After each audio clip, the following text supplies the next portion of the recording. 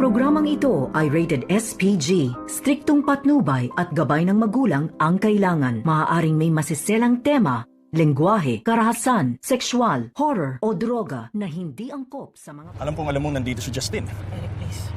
Gusto ko lang makita ang anak ko. Narito na nga ang ating mga karagdagan na aabangan ngayong Lunes sa abot kamay na pangarap. Papunta na nga itong sina Giselle at RJ kung saan ay isi-celebrate nga ang Christmas party na ino-organize dito ni Annalyn. At dito naman na agad na sumulpot itong si Eric at tinanong itong si Giselle at RJ na kung saan daw pupunta. At dito nga na sinabi ni Giselle kay Eric na gusto lamang daw niyang makita at makasama ang kanyang anak bago babalik sa US. At dito naman na sinabi ni Eric kina Giselle at RJ na alam naman daw ni Giselle na ayaw siyang makita ng kanyang anak na si Justin. At sana raw ay wag sisirain ni Giselle ang party ng mga bata kasi mas kawawa ito. At nagtaka itong si Giselle at RJ na maya-maya ay sinabi ni Eric kay Giselle na sige na puntahan mo na ang iyong anak. At hindi na nga, nagtagal itong si Giselle ay agad nga pumunta doon. At naabutan ni Giselle na nagsasayaw na nga itong sina Annalyn at itong si Justin. At habang nagsasayaw ang dalawa ay palihim naman itong si Giselle na kumukuha ng video dito nga sa kanyang anak na si Justin. At kahit sa malayo ay talagang tuwang-tuwa naman na tinitingnan dito ni Giselle ang kanyang anak. At maya-maya pa ay nagsidatingan na rin ang ibang mga bisita. Sa kabilang banda ay nakidalo din itong si Lynette at itong si Harry dito nga sa selebrasyon ng party ng mga bata.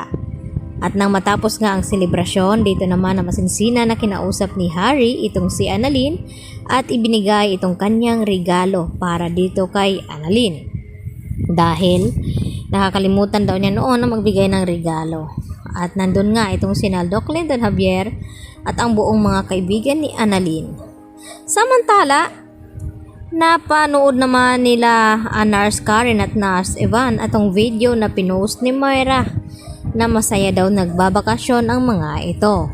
At dito naman napag-usapan ng mga magkaibigan na bakit parang wala daw pakialam at walang konsensya itong si Moira at itong si Zoe na nasa critical nga ang kalagayan ni Don Pepe at nagawa pa daw nilang maglakwatsa at magbakasyon. At ipinakita nga nila dito kay Annalyn ang larawan nila Zoe at Moira.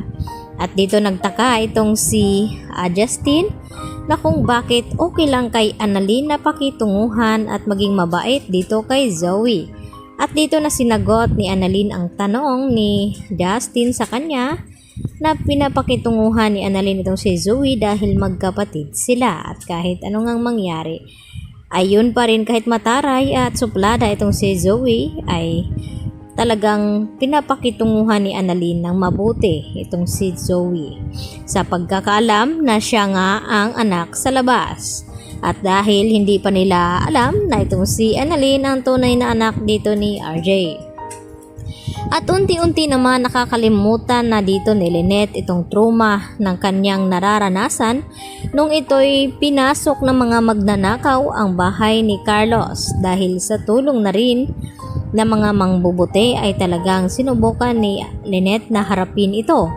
At binigyan niya pa nga ng mga regalo at ipinagtataka ni Carlos na kung bakit may mga lalaki sa labas kaya agad na sinugod ni Carlos ang mga ito at pati nga itong si Aling Susan ay nakisali na rin sa akala na binugbog nga itong si Carlos at talaga namang inawat ito ni Lynette.